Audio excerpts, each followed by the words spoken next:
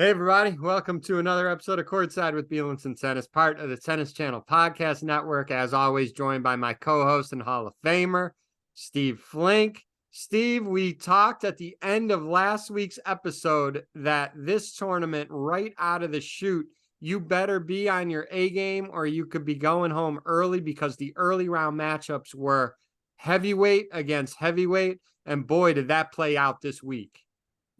Absolutely. And it was hard for a lot of people to get acclimated to the hard courts, including the world number one, because obviously Alcaraz never had an easy time of it from the time that he opened up against Ben Shelton and got taken to a second set tiebreak. So, yes, no question about it. This was a rude awakening for some players and a wonderful opportunity for others. And, just as evidence is saying, you go late one week, it's so hard to bounce back and do well the following week.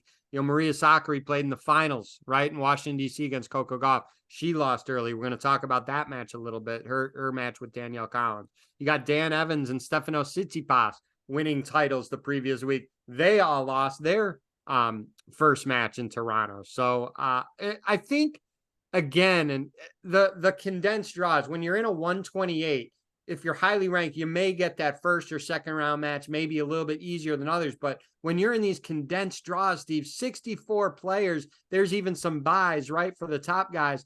There, you have got to be prepared right from the get-go. And if you're not, you can get bounced super early, as evidenced by what happened this week. True. But the flip side of the coin is you do have situations like Alex de Minaur, who got to the finals against Tsitsipas the week before, back in the finals this week. Jessica Pegula, Madam Consistency, yes, who made it to the semis and lost a good match to Sakkari last week, wins the title this week. But you're right, it's a different psychological thing altogether for those who come off the actual title runs. And poor Tsitsipas ran up against a kind of a revitalized Gael Monfils. Yes. And that spoiled his opportunity because I think he was ready. And physically, I think he was okay. I think it was just a little bit of an emotional letdown in his case. Gael played great. I mean, look at the level of his play. He was spectacular. Yeah, he was. I mean, he's been gone for so long with the injuries. He came back so strong. He looked so good physically. He lit nothing. So many times we've seen him battle through matches where he looks wasted. He looks like he's doing it on willpower and his body is about to completely break down. Didn't look that way at all this week. I was encouraged by that. Makes me think that Monfils could have a pretty good U.S. Open.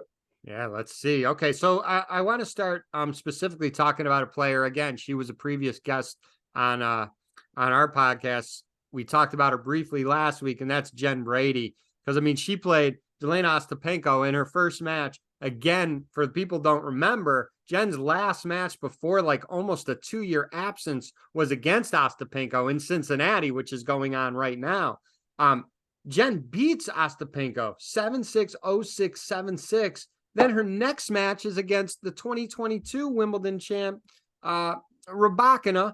That level was crazy. It went over 2 days. She loses 6-7, 7-6, 6-3. One break for Rybakina in the third. Jen's level is crazy high. Oh, no, she played great tennis. You could tell she was pleased when she walked up to the net. She had that look that almost said, look, I could have won this match. I'm not going to complain. I lost to a great player, but I put myself in a position to win. And it's remarkable that she could do that right out of the gates like this. And she had such great ball control off her forehand side. You commented to me during the week about how you couldn't believe how hard she hits that, especially on the forehand. But what impressed me was, yes, the speed, the pace, but there's so much spin on that forehand that she's not going to overhit it very often. She looked terrific. Are you surprised at the level that she's playing at right now? This is what, her second WTA tour. I think she played a challenger up in Canada as her first warm-up event. But are you surprised at her level right now? No, tremendously surprised. I wouldn't have thought the Ostapenko win was possible, and I thought Rybakina would beat her 3-4 or something like that. So I think she's got to be delighted that she can be at that level this quickly, and then hopefully she can have a decent Open, but more so set the stage for a really good 2024 season. Well said. And how about qualifier Danielle Collins? She had to beat Jeannie Bouchard in the final round of qualifying. She smoked Alina Svitolina 6-2, 6-2, I think 6-1. I don't know. It was 6-2, Yeah, 6-2, I believe. yeah. Then she beats Maria Sakkari 6-4, 6-2. Danielle, to me, she always plays with a real edge on the court. I don't think that is her real personality. I don't think that's her personality off the court. By all accounts, we've seen her off the court very friendly. Players seem to like her, but boy, when she's on court, it's like a different personality out there. Some players that they need to get into almost what amounts to a dark mood. It's a competitive it's a competitive thing. It's the only way they feel they can bring the best out of themselves. And obviously she feels that way.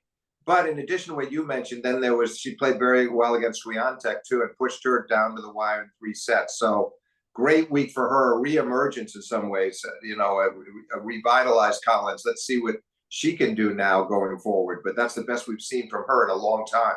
From my point of view, when she goes on court, I don't think she views herself as an underdog to many players No. at all. She just has that attitude that she's going to fight and claw.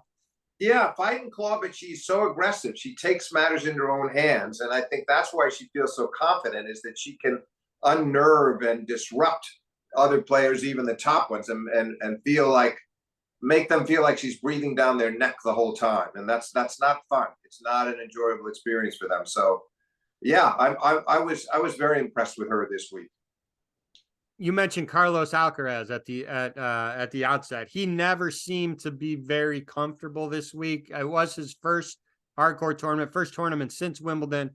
Even when he beat Ben Shelton in the first round, it was kind of choppy. The Hercox match on Thursday, he wins 7-6 in the third after being up 5-2, 2 breaks with a match point. You usually close that out, especially someone of Carlos's ability. But again, yeah, the mental strength to lose those 2 breaks and still win it says a lot about Carlos. Well, yeah, that's remarkable about him, because he actually had like 2 match points, I think, in the 5-2 game on his serve. But that is very much unlike him. And the next thing you know, from 5-2 and 2 match points, he's serving at 5-6, and then he played a great backhand down the line pass on the first point, held on easily, and then ran away with the tiebreak. So yeah, he's very resilient as a competitor, and he doesn't seem to let any bad patches get in the way. He bounces back remarkably well, as we saw in the Wimbledon final as well. So the fact that he lost to Tommy Paul, yes, Tommy beat him in Canada last year in this same tournament. Obviously, they moved, the men and women swap around from Montreal to Toronto, vice versa. But same tournament, 2 years in a row, Tommy Paul beats Carlos in 3 sets. But it was an excellent performance from Tommy Paul to beat him. And Carlos, you had gotten in touch with me in the middle of the match, because Carlos made a great tweener in the middle of the second set that ended up helping him hold, and then he broke in the next game at 3-all. And Tommy Paul commented on how Carlos might have he had the feeling at the time that Carlos might have been permanently altering that match. But to Tommy Paul's credit, David, he then nearly broke back in the next game. There was a long 7-deuce game. He didn't break, but he showed that he was right in there. And even though Carlos won the second set, Tommy saves a break point at the start of the third set and gets 1 break himself and makes it count, and did a terrific job to close out that contest in 3 sets. The best Tommy Paul I've seen since he got to the semis of the Australian Open, even though he was in the finals in the spring on the hard courts as well. I really like the way he played.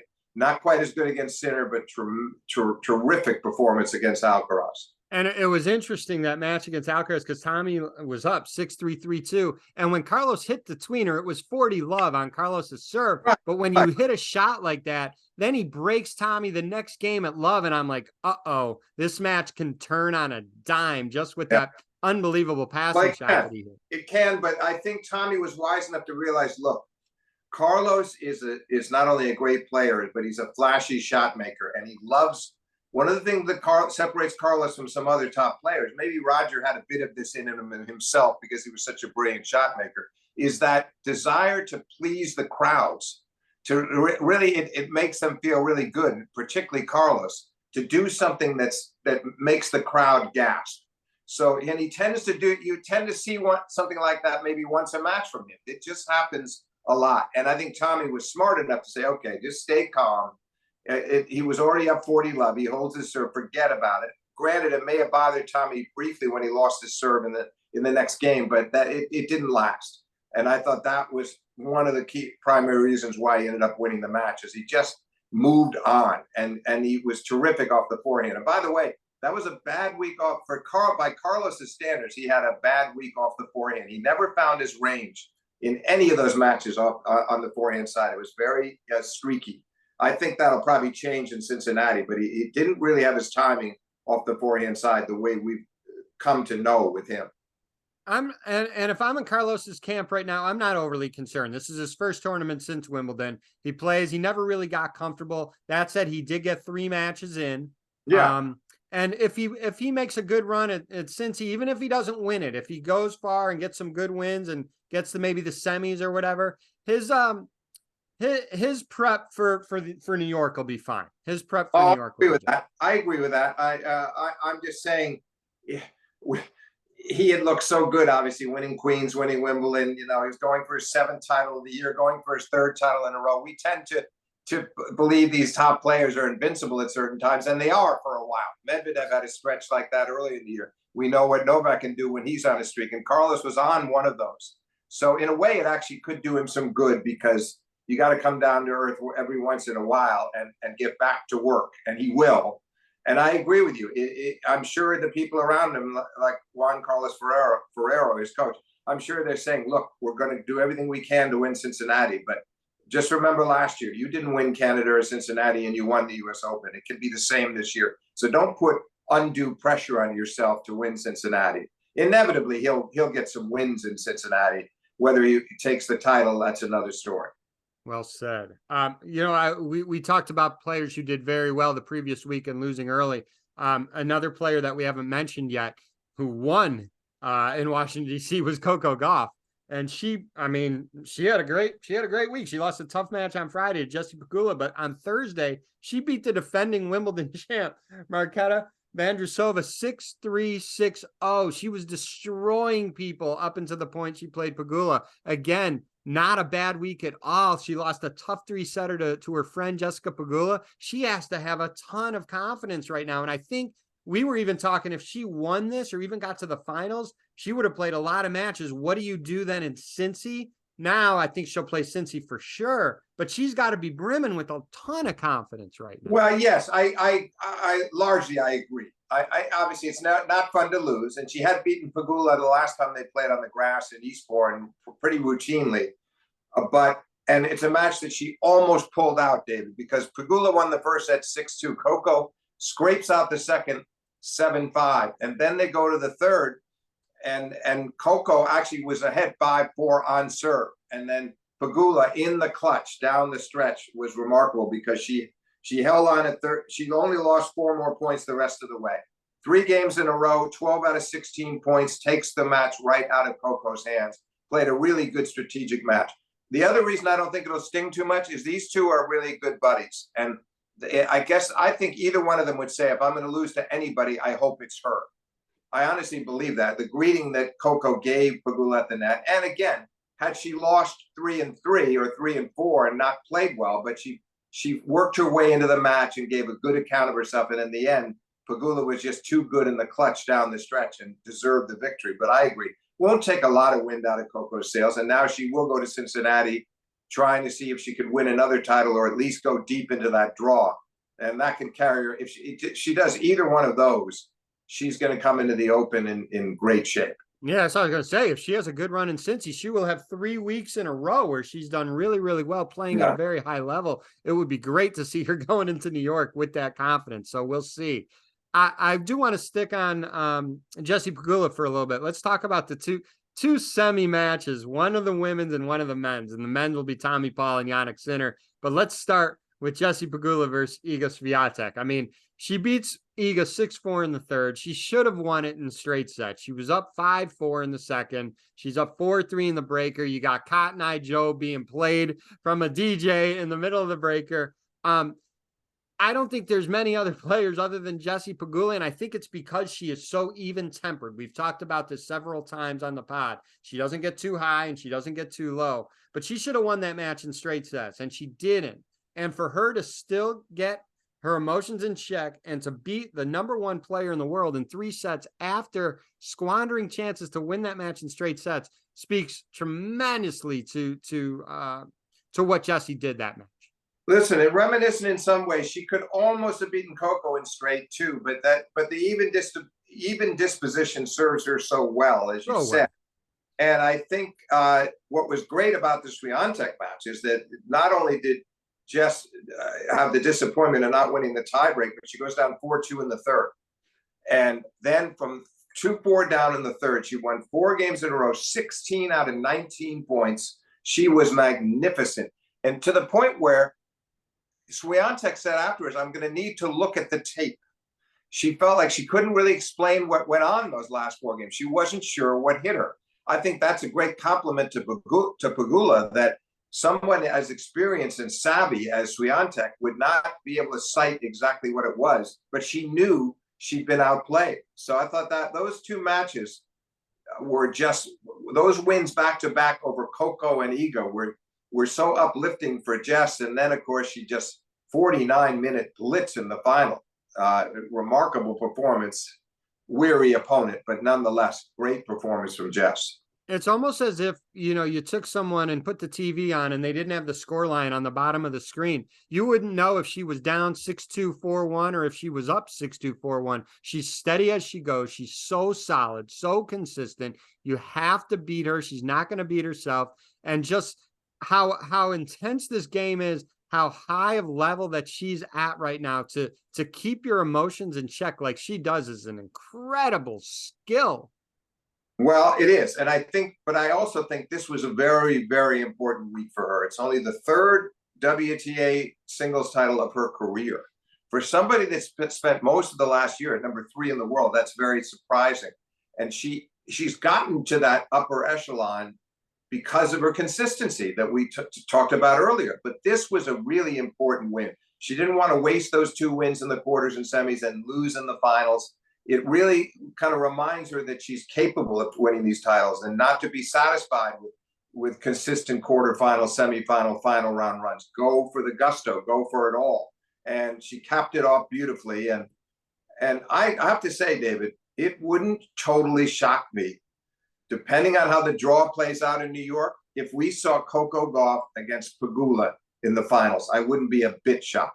That would be amazing. I think a lot has to fall right because there are a ton of so many good players at the top of the tour, but that would be something in New York. But I'm saying they're both, no matter what happens in Cincinnati, they're both going to come to New York feeling pretty good about the way they're playing. I mean, they're going to feel like they're well prepared. Pegula's got this title. Coco won the week before in Washington. We'll see what happens in Cincinnati. But I just mean they're going to have a lot of crowd support in New York. 2 Americans right up there in the top tier of the sport, #3 and #7 in the world. So I just feel like, wow, that is a possibility. Let's put it that way. It's a real possibility. And one more thing on Coco, and Brad Gilbert has said this, and we don't know. He could be just telling the press one thing and doing another. But one thing everyone was talking about Coco's forehand, obviously. And Brad said, we have not talked about the forehand. We have not tinkered with the forehand. Now is not the time to do that in the middle of all these tournaments, which is probably smart. If you do something like that, you want to try to do it, maybe after the final slam or during the short off season that we have. But he's talking about strategy and footwork and everything else but the forehand. It seems to have gone away. I know from just watching Coco play as an observer, I think I said this on last week's episode, it's not as stressful for me seeing how that forehand is going to hold up every point, especially when there's pace forced at it. I want to see it even more so in Cincy and US Open when the top players, like we said last week, Iga just keeps pounding that forehand to see how it holds up. But it's not even like a focus anymore right now when you're watching Coco play. It's holding up pretty well. No, holding up pretty well. Although I have to say, I think there were times that Pegula peppered away to that side, but she had to work hard to coax the errors. It wasn't like Coco was just making really foolish errors and early in a point and looking confused and befuddled by why she was missing. Jess had to work hard to win that. She had to probe a lot off both sides, but nothing like what we've been seeing pre-Washington or earlier in the year. So yeah, it's very encouraging. And I'm sure that whatever Brad said, I have a hard time believing he hasn't given her a few little tips, at least strategic, on how to handle the forehand and what to do in certain situations. And not that technical on the stroke, but how to utilize it and how to give it more air at certain times. I'm sure he's done some of that. Nice. So I do want to talk about the men's semi. The specific semi I want to talk about is Tommy Paul versus Jannik Sinner.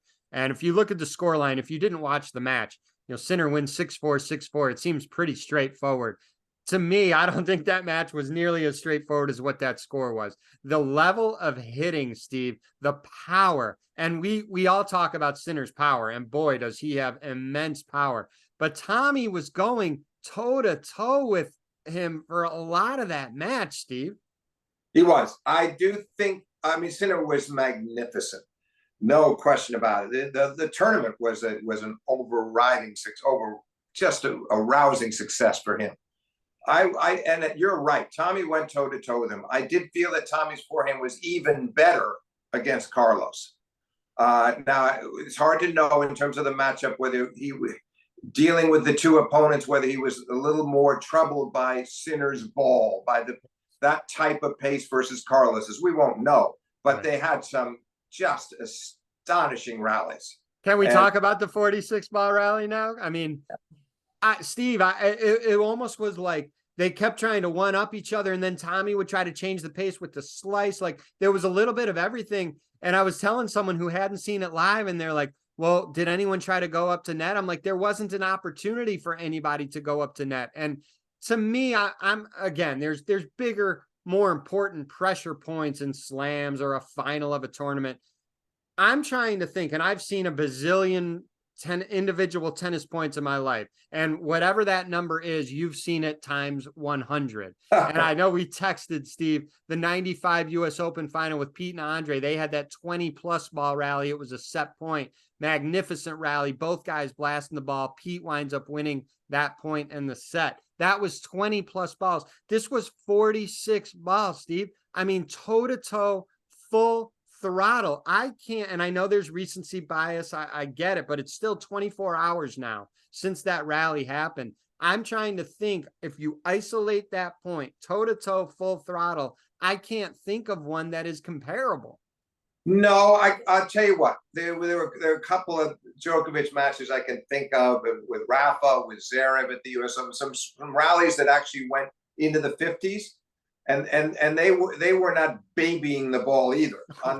But this one just stood out because they each, I would say, hit 4 or 5 shots within the 46 strokes that should have been winners or should have been point concluders without any question that the other guy would get back within a foot of the baseline. It defied belief at times, the way they could recover and regain the ascendancy in the rally and keep it going until Sinner finally finished it off, by virtue of a great forehand. But Steve, it was a big point. It was a break point for Tommy. Yeah, it was. No, Tommy was broke back both in each set, though, amazingly, because he was down 4-2 in the first, and he got it back to 4-all, and Sinner closed him out. And then, despite that point and going down a break, he still broke Sinner when Sinner served for the match, but it wasn't enough to stop Sinner from breaking right back. For all credits, it shows you what a great returner Sinner is, shows you what a great temperament he's got, too, not to allow himself to be dislodged or just thrown off guard. I mean, it could have really thrown him for a loop. And I'm sure Cahill was worried in the stands, his coach. So you don't want to not close it out at times like that. But each time he was able to break Tommy and in the end win that match in straight sets. A very good victory.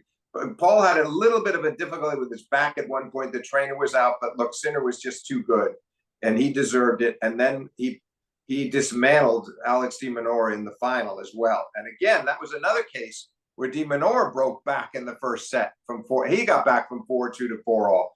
But by Sinner was just 8 of the last 9 games. He was just way too good, and he gets his first Masters 1000 title at long last. And He's coming off his first major semifinal at Wimbledon. Now he'll come into the U.S. Open. I think, regardless of what happens in Cincinnati, by the way, he'll be looked at as one of the, after Novak and Carlos, Sinner's going to be given as good a chance to win this tournament as anyone. And you mentioned, the tennis this week was extraordinary, and the finals today was, anticlimactic. You have to feel for Samsonova. She had to play 3 sets earlier. It's tough to play 2 in one day, especially when the second match is Jessica Pegula. Jessica won 6-1, 6-0 in 49 minutes. And as you said, Sinner just dominated de Minaur. I don't think it lessened what this tournament was on both sides, in Toronto and no. Montreal. I mean, it was astounding tennis. And also the 2 champions, they put on clinically efficient displays. Yes. Both Jessica and Sinner were just first rate. So they capped off great weeks. They deserved their titles. And the fans had enough. They'd been treated to so many hard-fought, suspenseful clashes during the week. They couldn't complain about one-sided finals. And I think that Pegula, just to her great credit, she just didn't want to let Samsonova even have a breath of daylight. She didn't want to she just stepped on the gas. She just was determined that she was going to win this match comfortably. And because she knows, you can be up a set in 3-love, and the next thing you know, you're deadlocked at 1 set all. You've got to really bear down hard. And she wanted this title, and she really was.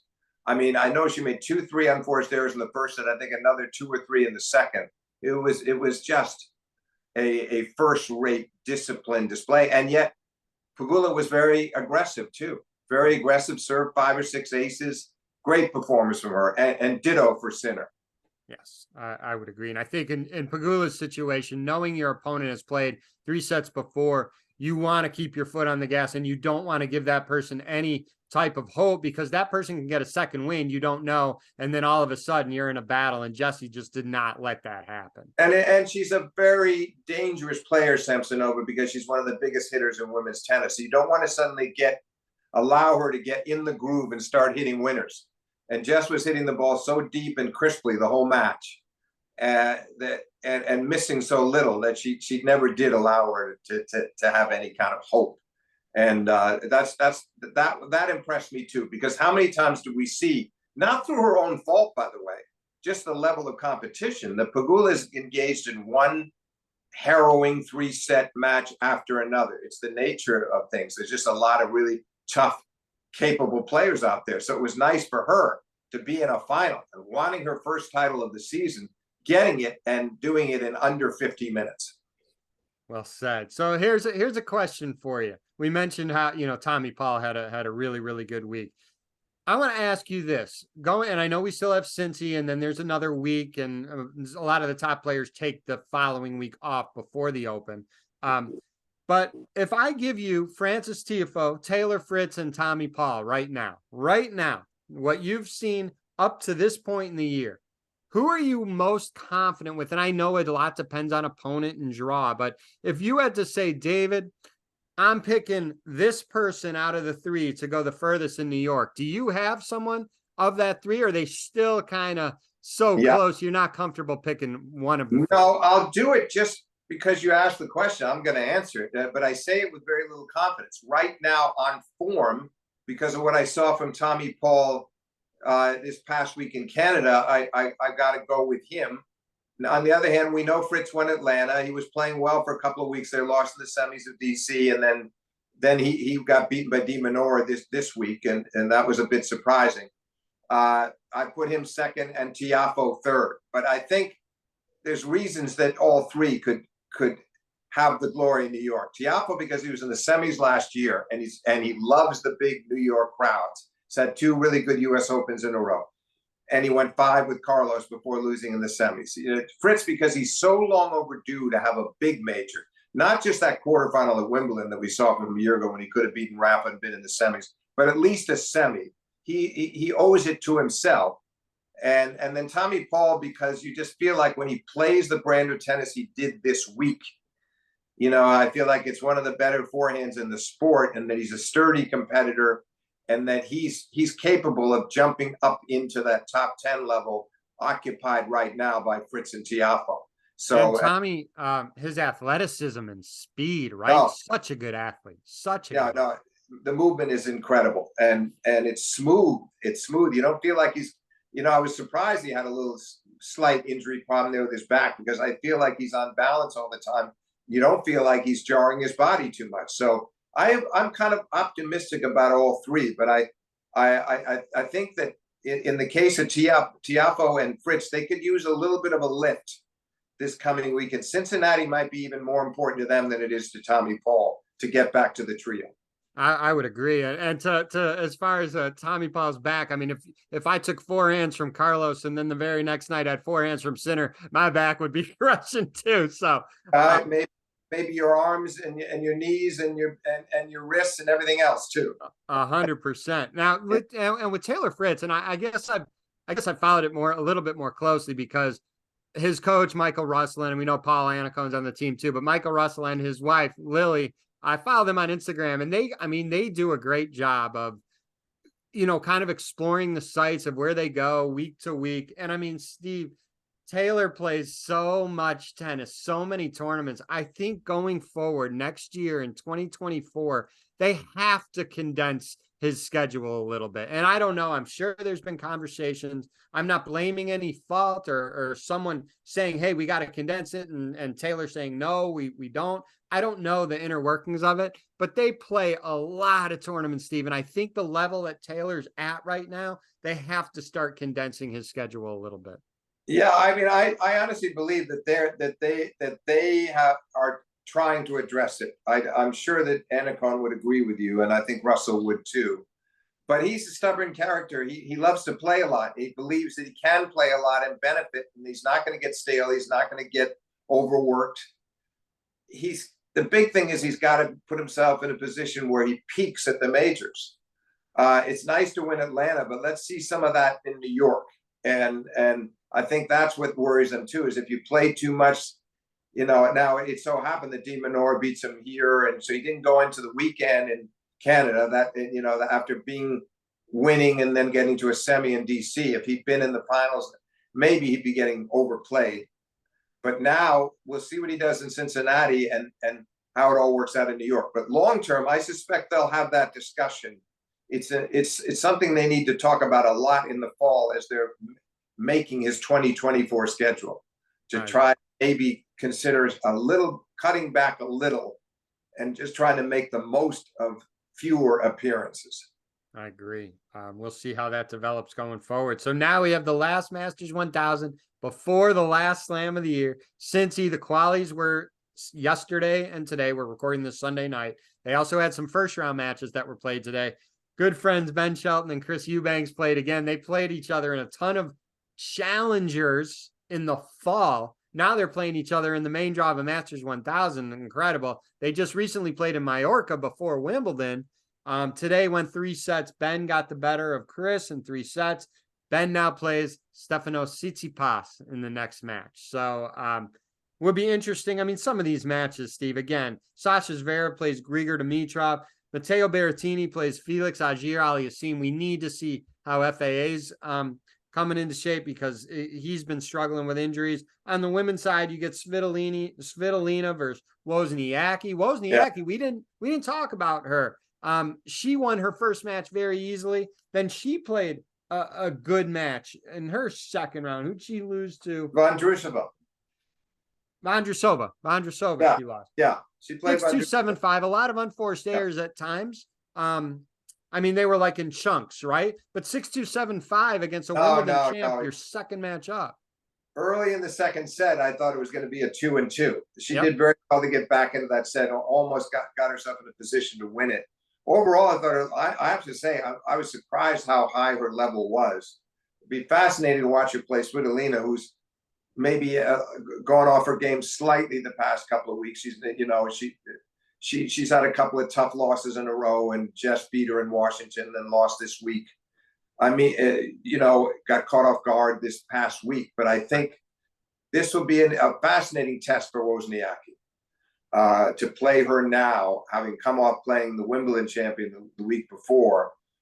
Let's see what she can make of that. I mean, they're going to have some pretty interesting strategic rallies. they're going to work each other hard. You're going to see a lot of 20-stroke rallies in that match. And I hope that Carolyn can follow through on the encouraging start she made this past week. Yeah, I agree. I hope so. Now there's something to look for, look at when we're watching the tournament this week in Cincinnati, is the players who have had a really good productive summer. If they fall a little short in Cincy, it may not bother them as much. But look at the players who may not have had as great a productive summer that they would like. And if they make a deep run in Cincinnati, that's something to take a look at, because this is really the last big event. This is the last big event before the final slam of the year. Really hone in on those players. Again, you can look at it in two ways. The ones who've had great weeks coming in, maybe they get upset early. I don't think they'd be overly concerned. But those that haven't been as productive as they want, if they can make a deep run, and then their confidence will be sky high going into New York. It's going to be fascinating to watch. No, it is. It'll be very interesting, and it's the end of the preparation for most of these people, and it's largely a bonus. You're right. I think it's more on that side of the scale. If you can do something great in Cincinnati, terrific. But it's also not the end of the world in terms of New York and the Open if you don't fare well in Cincinnati. So I think most players try to look at it that way. There's no sense in putting excess pressure on yourself with your results in Cincinnati. Just do your best. If you've gotten the work in leading up to it. Yeah, but even if you haven't, I mean, again, even if Tiafoe has another disappointing loss, he's going to know that he's going back to a place where he's performed exceedingly well the last 2 years, and it's not as if he couldn't still find it. And of course, the other side of that is that you're actually fresher. You haven't played as many matches. You're eager. You're fresher. It can still, if you don't let it get in your way, you can move past it.